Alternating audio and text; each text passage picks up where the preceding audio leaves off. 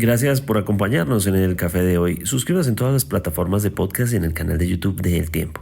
Nos encuentran también en Instagram y en X como @podcast El Tiempo. Además, si quieres recibir a través de WhatsApp la notificación de cada nuevo episodio, siga el enlace que se encuentra en la descripción o envíenos un mensaje con la palabra suscripción al teléfono 320-300-5327 y haga parte de la comunidad de El Café de hoy. Este episodio fue producido por Juan Alejandro Motato. Mi nombre es Carlos Solano.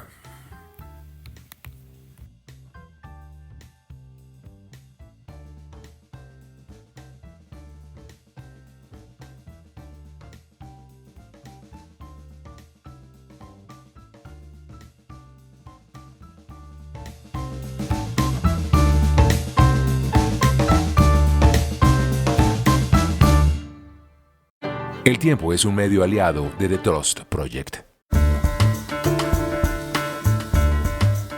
¿Cómo logró Donald Trump revertir una posición en la que estaba desde el momento en el que se anunció la campaña de Kamala Harris para los demócratas? Recordemos que en el momento en el que Joe Biden, el actual presidente de Estados Unidos, se retira de la aspiración presidencial en esta ocasión, después de un muy fallido debate presidencial, y anuncian a Kamala Harris como su reemplazo, la burbuja que generó la decisión de nombrarla a ella como candidata inspiró y alimentó las esperanzas de los seguidores de los demócratas. Y por mucho tiempo Kamala Harris, así fuera en un empate técnico, así fuera en una gráfica con una muy pequeña diferencia, de todos modos esa pequeña diferencia la sostenía en una curva por lo menos superior a la de Trump. Muy ligera en diferencia matemática, pero superior. Y con muy pequeñas fluctuaciones, de todos modos llegó un punto en el que Kamala Harris ya no crecía más, pero Donald Trump tampoco.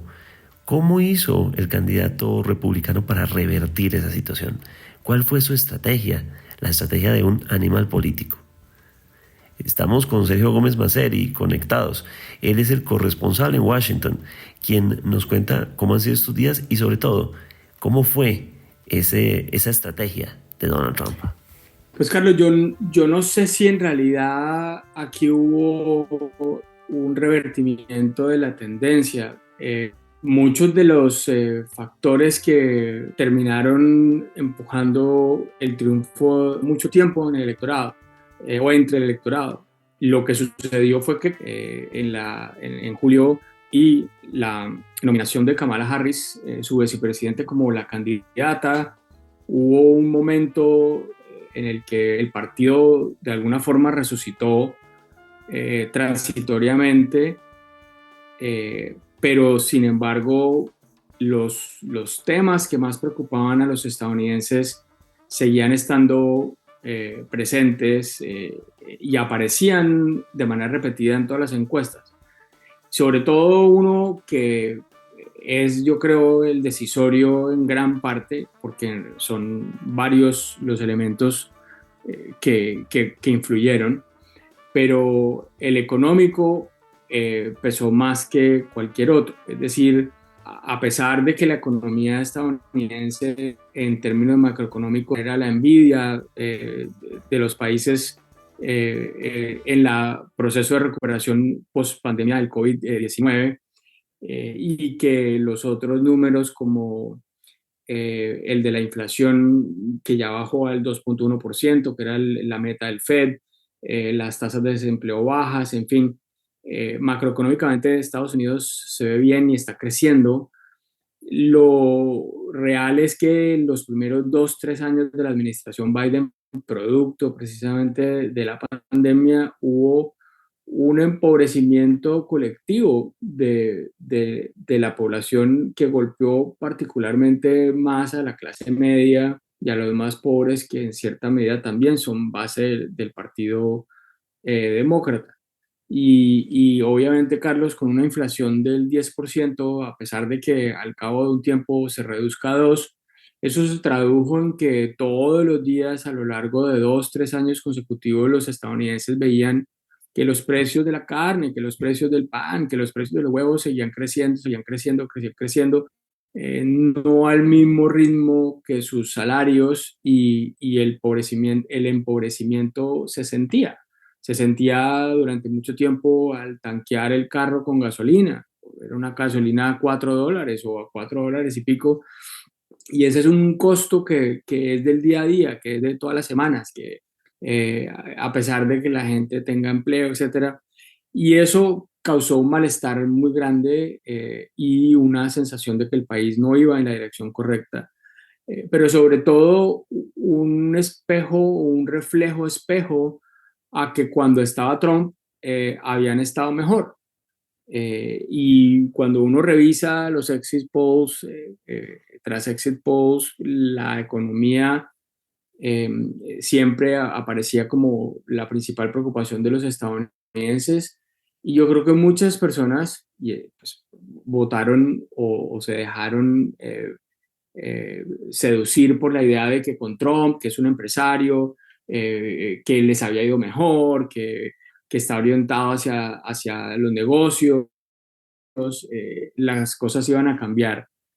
Y por supuesto a eso se sumaron otros factores. En el caso de muchos hombres afros y latinos que en esta ocasión terminaron respaldando más a Trump, pues el hecho de que Kamala era una mujer sin duda fue un factor que influyó.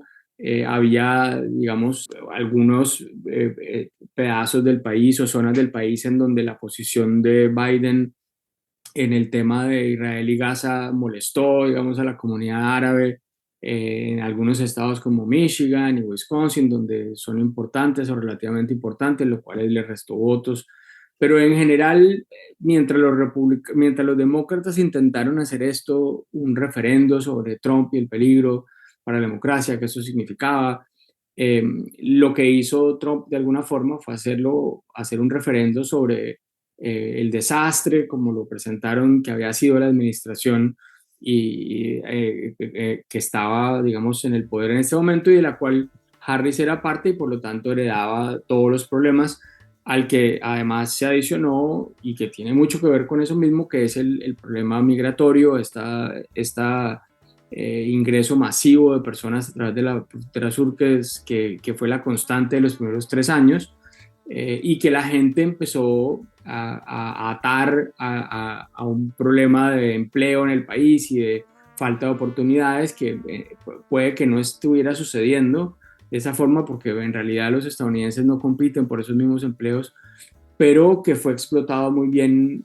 por la campaña de Trump para mostrar que había una especie de invasión entrando por la frontera sur, que estaban copando los recursos estatales, que estaba aumentando el crimen. Entonces, esas 2 o 3 factores están dejando entrar a los inmigrantes, la economía va pésimo, estos tipos no lo están haciendo bien y hay que cambiar. Y yo creo que en gran parte, por supuesto, aquí podemos hablar 1 hora del tema porque hay muchos otros temas que también influyeron, pero yo creo que a pesar de esos problemas de los que hablaba de Trump y de sus dificultades y de que fue destituido o tuvo juicios de destitución en 2 ocasiones y de todas estas problemas legales que dijeron sí, pero a la hora de la verdad, pues yo tampoco es que me necesite tomar una cerveza con él y de pronto sí me cae por algunas cosas y no me cae bien por otras, pero económicamente a mi familia le va mejor.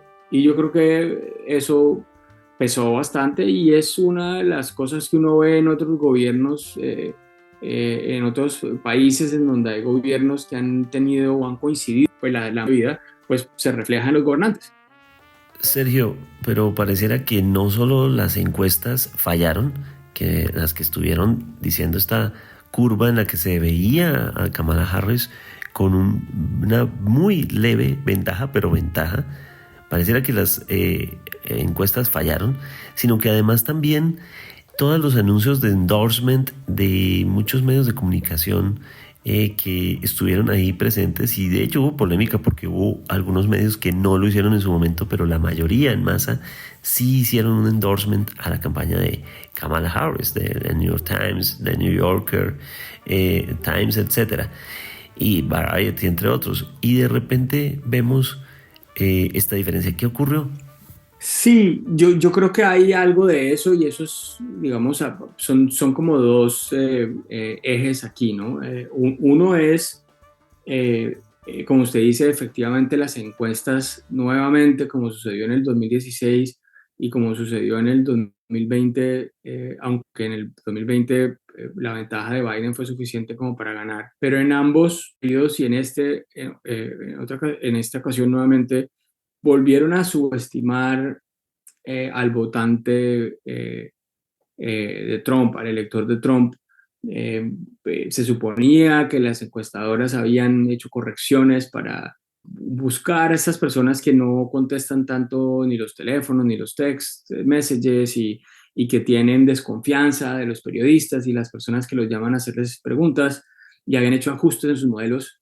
Y sin embargo, a pesar de que durante esos 3 meses, como usted dice, las encuestas apuntaban a una carrera muy apretada, el modelo volvió a fallar, que no registró estos giros de los que estamos hablando y yo ahí siento que nuevamente esta comunidad de encuestadores y personas que se dedican a este oficio pues, sale muy golpeados de este proceso. Algunos al final era favorito, pero hablaban de un favoritismo del 51 o 52%. Y pues lo que vimos fue movimientos considerables, a pesar de que estamos en un país en donde de todas maneras 75 millones de personas votaron por Kamala Harris y que la ventaja va a ser 49, 51, 69, de todas maneras no pudieron pegarle, digamos, a ese factor en esta ocasión nuevamente y ahí hay una autorreflexión que deben hacer.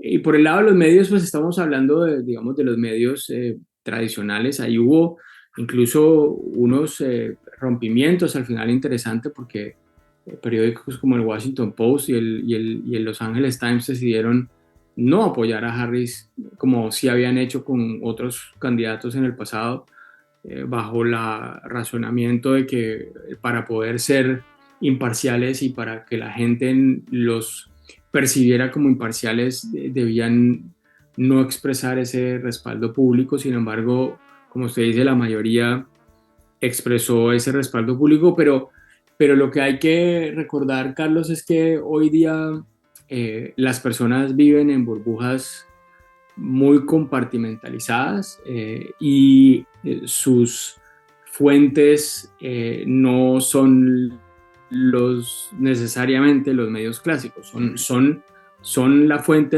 de algunas personas, de algunos lectores, pero no son el lugar en donde se alimentan muchas de estas personas que o consumen su información a través de redes sociales, que entre otras, por supuesto, pesó muchísimo el hecho de que X fuera comprado por Elon Musk y Elon Musk, jefe y dueño de X, decidiera respaldar abiertamente la candidatura de Trump, sino a través de otros medios de comunicación o redes que cohabitan en mismos espacios. El elector de Trump, por ejemplo, no va a buscar información en ningún lugar distinto que no sea o Fox o Twitter, en donde se siente cómodo, y de ahí no sale. Y el elector de Kamala Harris probablemente tampoco. Entonces, a pesar de que la narrativa que uno alcanza a ver como periodista, de no, pero es que todo esto que ha hecho Trump y todo esto que ha dicho Trump y toda la división que genera y todos estos generales que lo han catalogado como fascista, etcétera, yo no sé qué tanto de eso realmente penetró la burbuja. En la burbuja azul, digamos, sí se oía muchísimo estas cosas, pero en la burbuja roja estaban hablando de otra cosa, estaban hablando de los ilegales en la frontera, de que se estaban tomando pueblos en Colorado, de que los perros y los gatos se los estaban comiendo. Esos eran los temas. Esos eran los temas que consumían a diario. Entonces, creo que por eso, digamos, la influencia o el poder de los medios que ha disminuido con el paso de los años, pues se sintió menos especialmente en estas elecciones.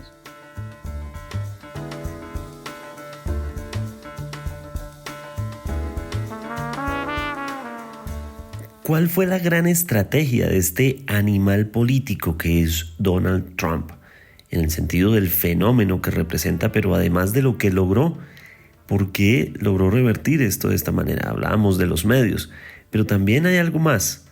Y por eso quisimos consultar a Juan Sebastián Jiménez, profesor, periodista político, analista del escenario político nacional y mundial. Además, director de la revista Directo Bogotá de la Universidad Javeriana. Bienvenido. ¿Cuál fue esa estrategia? Muchas gracias, muchas gracias. Rápidamente entonces empecemos por un poco cuál fue su estrategia. Y curiosamente con Trump podríamos decir que su estrategia fue ser exactamente él mismo. Y eso puede parecer algo muy loco en política, pero él en ningún momento trató de aminorar su discurso violento, en ningún momento trató de disculparse. En las últimas semanas tuvo este problema con el chiste que hizo un humorista sobre Puerto Rico diciendo que era una isla de basura, y Trump en ningún momento se disculpó. Eso hace parte, de hecho, de la radiografía de lo que es Trump, ¿no? Hace poquito salió un documental y han salido varios documentales sobre quién es Trump, y Trump, una de sus reglas es nunca disculparse, nunca reconocer equivocaciones, nunca, y lo contrario, atribuirse todas las victorias, atribuirse siempre todos los aciertos. Entonces lo primero que hay que decir es que yo creo que Trump tuvo una estrategia un poco descabellada y fue ser exactamente él mismo, con todos los agravantes que hacen que para uno sea muy loco el desarrollo, pero ser el primer presidente con un proceso judicial y con una condena encima, ¿no? Ser un presidente además abocado a una cantidad de procesos, y en ningún momento él trató de esconder eso, sino que todo lo contrario lo usó a su favor. No, es que soy un perseguido político, es que quieren acabar con nosotros. Entonces yo lo que diría es que trató de ser el mismo, y ahí un poco lo que ocurrió es que mucha gente se identifica, lastimosamente podríamos decir, con lo que es Trump. Mucha gente siente como, oiga, si esta persona puede ser presidente diciendo groserías, diciendo mentiras, haciendo trampa, ¿por qué yo no? Y finalmente esa identificación hace que mucha gente se sienta mucho mejor que la contraparte, que es la corrección política. Un poco Kamala Harris representaba la corrección política en una época en la que está muy convulsionado ese tema. Entonces, claro, era el tema de reconocer las minorías, era el tema, por supuesto, de una campaña mucho más incluyente, ella como migrante. Trump fue contrario a toda la corrección política, y un poco lo que podemos dejar de fondo es hasta qué punto este fue un voto anti-woke, ¿no? Este movimiento que se ha vuelto cada vez más fuerte en Estados Unidos. También hemos visto cómo ha generado un resentimiento en muchos votantes que han dicho, no, espere, yo no me siento identificado con esta corrección política, yo me siento mucho más identificado con la incorrección política de una persona como Donald Trump. Y creo que entonces fue eso, yo creo que el atrevimiento de decir lo que pensaba, hacer lo que quería, sin importar nada, sin importar la ley, sin importar incluso sus votantes. Y eso llevó a la gente, en una época en que además hay que decir, el autoritarismo se vuelve también terriblemente seductor, eso llevó a mucha gente a decir, yo prefiero esta persona. Entonces yo creo que esa fue su campaña, no ahorita, ojo, sino de siempre, de siempre. Hay que decir que Trump como movimiento político, lo decía hoy el New York Times en un análisis, es probablemente uno de los movimientos políticos más largos de la historia estadounidense reciente, porque claro, tenemos a Obama, que fueron sus 8 años, pero Trump ya lleva entonces, ¿no? Un periodo en el que estuvo, una elección en la que pierde, pese a que muchos de sus seguidores creen y siguen creyendo, y probablemente ahorita que la elección fue mucho más marcada para Trump, van a creer más que le robaron las elecciones, y luego entonces este periodo. Pero no hay que perder de vista otra cosa, y es, se queda con el Senado y se queda muy probablemente con la Cámara Baja. Es la primera vez que se dan todos esos factores con otro elemento. Es la primera vez que un candidato republicano llega a la presidencia con el voto electoral, por supuesto, pero también con el voto popular, ¿no? Entonces es bastante impresionante lo que ha logrado, y ya todos los juicios éticos que podemos tener sobre su campaña y sobre lo que eso refleja sobre Estados Unidos, pero finalmente yo sí creo que lo que Trump da a muchos votantes es la posibilidad de sentirse identificados e incluso en el momento en que el gobierno de Trump acabe, serán 4 años, es muy probable que esta lógica del MAGA, ¿no?, siga viviendo. Puede que en J.D. Vance, puede que en algún sucesor de la misma familia Trump, pero esa idea seguirá perviviendo porque ya él logró dejar una marca, de nuevo, cuestionable, por supuesto, pero exitosa políticamente, sin lugar a dudas. Muy interesante ese punto que plantea. Además, hablando de ese Make America Great Again, que hace referencia seguramente a cómo volver a ese Estados Unidos que probablemente cimentó las bases de esta cultura estadounidense, de la cultura pop y de la cultura en general de una sociedad como aquella en la que veían, por ejemplo, en un Ronald Reagan, ese discurso que se sembró en los años 50, 60, 70, de que cualquier niño estadounidense podía ser presidente de Estados Unidos, pero eso basado en unos principios morales, en unos principios de destacar las historias de vida de grandes líderes. De repente, Donald Trump representa el cómo puede llegar a ser presidente uno de esos personajes muy particulares, casi que el bully del salón, el que a veces tiene los rasgos de el malo de la historia y de repente también logra coronar, ¿no? Total. Hay varias reglas éticas que ahí se vuelven bastante complicadas. Lo primero es cómo la ley cada vez importa menos y esto de alguna forma nos está llevando a regímenes autoritarios, no solo en Estados Unidos, por supuesto, sino en muchos países donde la ley cada vez es menos importante. Va a ser muy grave que, lo decía John Kelly, ex jefe de gabinete de Trump, decía, Trump tiene una cierta predisposición al autoritarismo en el sentido de que a él no le gusta que le cuestionen sus decisiones.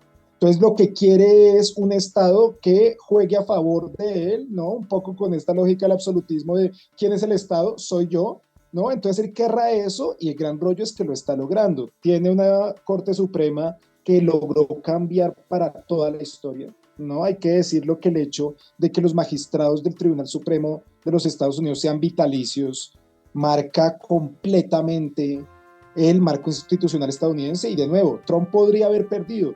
Lo que dejó como legado va a quedar históricamente por el hecho de que los magistrados que eligió o que postuló para el Tribunal Supremo fueron magistrados supremamente jóvenes, ¿no? 50 y algo años, entendiendo que alguien como Ruth Bader Ginsburg se retiró a los 91 años. Entonces quedan bastantes años ahí. Entonces es bien problemático porque lo que el votante está diciendo es no me importa la ley, no me importan los pesos y contrapesos, no me importa el marco de derecho, no me importa el Estado de Derecho, quiero que las cosas se hagan, ¿no? Un poco con lo que gana Trump, que es esa idea del aprendiz, ¿no? De todos estos programas que construyó, es quiero que las cosas se hagan. Mucha gente no lo hace, porque esto también yo creo que matizarlo, mucha gente asume que el votante trumpista es un votante racista, misógino, no, probablemente hay muchos votantes entre los que votaron por Trump que no les importan esos temas, no les importa el aborto, no les importa la discriminación racial, lo que les interesa es el dinero, es el dame el dinero, y con lo que Trump jugó muy bien es que durante los años que estuvo presidente, la economía estuvo medianamente robusta, ¿no? Entonces la gente finalmente juega con esta idea de dame dinero, y el American Dream no en el sentido de una democracia participativa, multicultural, sino en la lógica de dame dinero. Entonces está el tema de, por supuesto, las leyes no importan. Está el tema de que si antes Trump jugaba con la idea de que él estaba en contra del swamp, ¿no? De la élite, de la casta, como diría Milei, ahora lo curioso es cómo llega al poder de la mano de alguien como Elon Musk, ¿no? Y como Jeff Bezos, que hace toda esta jugada no abierta, pero para restringir el hecho de que los medios bajo su comando tomen una posición a favor de Kamala, ¿no? Ganan además entonces estos sujetos, grandes millonarios, que lo mismo no son personas que son muy respetuosas de la ley. Elon Musk tiene muchísimas investigaciones abiertas por una cantidad de violaciones ambientales, laborales, ¿no? Éticas totales, pero entonces ganan estos personajes que además de que entonces es la vulneración de la ley, es el éxito por el éxito. El éxito por cualquier cosa, no hay una lógica ética del éxito, sino es el éxito exacerbado, además, a cualquier costo, sin ningún problema, ¿no? Lo tercero, por supuesto, en ese votante es que es un votante, que eso es algo que a mí me parece lo más grave. Mucha gente dirá que el tema del aborto, mucho. El tema de fondo que estamos viviendo también con la llegada de Donald Trump y de Elon Musk y de todo su séquito es la huella medioambiental que va a tener la presidencia de Donald Trump. Y yo siento que muchos estadounidenses votaron sin que les importara en lo más mínimo el medio ambiente. Hay que recordar que, por ejemplo, Kamala Harris también perdió, entre comillas, en el sentido de que tuvo que bajarle un poco algunas de sus propuestas, como el hecho de que ella estaba en contra del fracking. Trump logró poner a Kamala en la situación de decir, no, tengo que yo también apoyar el fracking. Medioambientalmente va a haber un costo brutal, que los votantes fueron como, no me importa. Y cuarto, en esta lógica del Make America Great Again, ¿no? Lo que los estadounidenses están pidiendo de alguna forma es que el gobierno estadounidense se enfoque cada vez más en Estados Unidos y cada vez menos en el exterior. Eso ya ocurrió con Bill Clinton, por ejemplo, pero ahorita en este momento es gravísimo porque entonces Ucrania va a significar una victoria para Putin, ¿no? Gaza va a significar una victoria para Netanyahu, por supuesto. Venezuela, veremos qué ocurre con Venezuela, porque eso sí hay una cantidad de bemoles ahí, pero lo que va a plantear la política exterior estadounidense es, a mí no me importa el mundo, ustedes véansela solos, nosotros ya no le vamos a apoyar a OTAN, nosotros ya no vamos a apoyar a la ONU, nosotros no vamos a apoyar a los distintos acuerdos multilaterales. Lo que implica la llegada de Donald Trump y lo que implica también para el votante es, se acabó el Estados Unidos imperio, un poco, y se retrotrae a un Estados Unidos mucho más cerrado en sí mismo, que desde alguna visión uno podría decir, oiga, qué bueno, ¿no? Estados Unidos ha hecho mucho daño igual en su política exterior, pero qué grave en el momento preciso en el que tenemos tantos focos posibles de guerra y tantos actores también interesados en ver qué ocurre. Yo creo que, por ejemplo, eso, una persona como Putin debe estar terriblemente feliz, ¿no? Tanto como Netanyahu con la llegada de Donald Trump y los distintos actores también que están ahí detrás, China, por supuesto, también, seguramente verán esta llegada como el hecho de ya Estados Unidos se rindió a seguir siendo ese policía mundial que fue durante mucho tiempo. Profesor, y en la otra acera está el otro fenómeno político, que es el fenómeno Kamala Harris, el fenómeno derrotado, un partido demócrata que queda derrotado en todas las instancias, pero además el punto en el que Estados Unidos rechaza la oportunidad de la primera mujer presidenta, la primera de origen indio por un lado y afroamericano por otro, es decir, junto a la historia de Barack Obama, por supuesto, pero pudo haber sido una historia única y de repente también es un mensaje con respecto a lo que representa Kamala Harris, ¿no? Y lo que representaba esa decisión. Los demócratas yo creo que están viviendo el peor momento de los años recientes. Varias cosas. Lo primero, hay que dejar esto también dicho, Donald Trump vence a mujeres, ¿no? No pudo con Biden, pero pudo con Hillary y pudo con Kamala. Lo triste de Estados Unidos es que es probable que primero veamos una mujer trans presidenta a que veamos una mujer cisgénero presidenta, ¿no? Es una dificultad terrible de la sociedad estadounidense a ver una mujer en la presidencia. En el caso de Hillary, una persona terriblemente preparada y no se le dio la opción. En el caso de Kamala, ¿qué ocurre? Kamala siempre fue una muy mala candidata. ¿Por qué? Siempre fue una vicepresidenta muy a la sombra. No tuvo protagonismo, no tenía sintonía con Joe Biden. En general, esa relación nunca despuntó y terminó viéndose como una medida salvavidas, pero desesperada. ¿Cuál va a ser el gran rollo para el Partido Demócrata ahorita?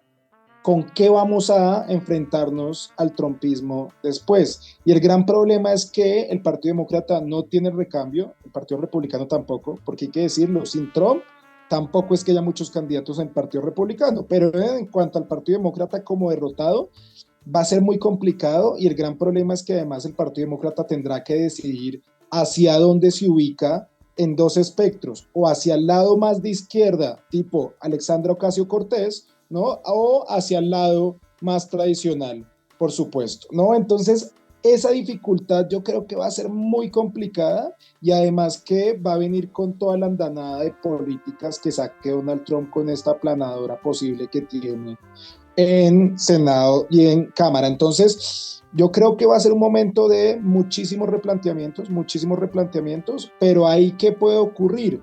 Que surja una figura nueva. Kamala no, yo creo que Kamala ya no va a ser candidata ni nunca va a ser presidenta porque finalmente no terminó de cuajar. Pero no olvidemos que cuando vuelve el Partido Demócrata a la presidencia después de los gobiernos de George Bush, vuelve con un candidato que nadie tenía en la cabeza, que era Barack Obama. Esperemos a ver si el Partido Demócrata logra generar un recambio y logra encontrar una figura que ahorita puede que no la conozcamos, porque a Barack Obama no se lo conocía, sino hasta que da ese gran discurso en la Convención Demócrata, a ver si se da una renovación. Pero con Kamala yo no veo mucho futuro, la verdad, como tampoco le vería futuro a figuras como Francia Márquez acá, ¿no? Vicepresidentas que terminaron siendo ensombrecidas y que no respaldaron como esa promesa que significaban. Vamos a ver entonces si se logra recuperar el Partido Demócrata, pero en este momento yo creo que vive sus peores horas.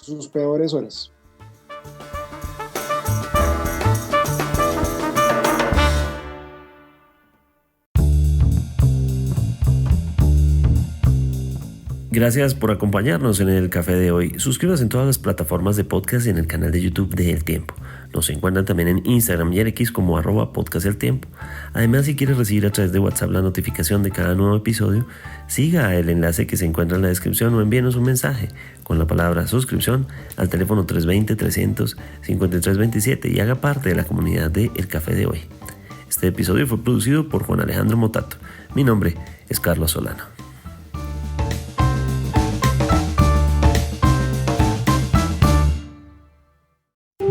Podcast El Tiempo.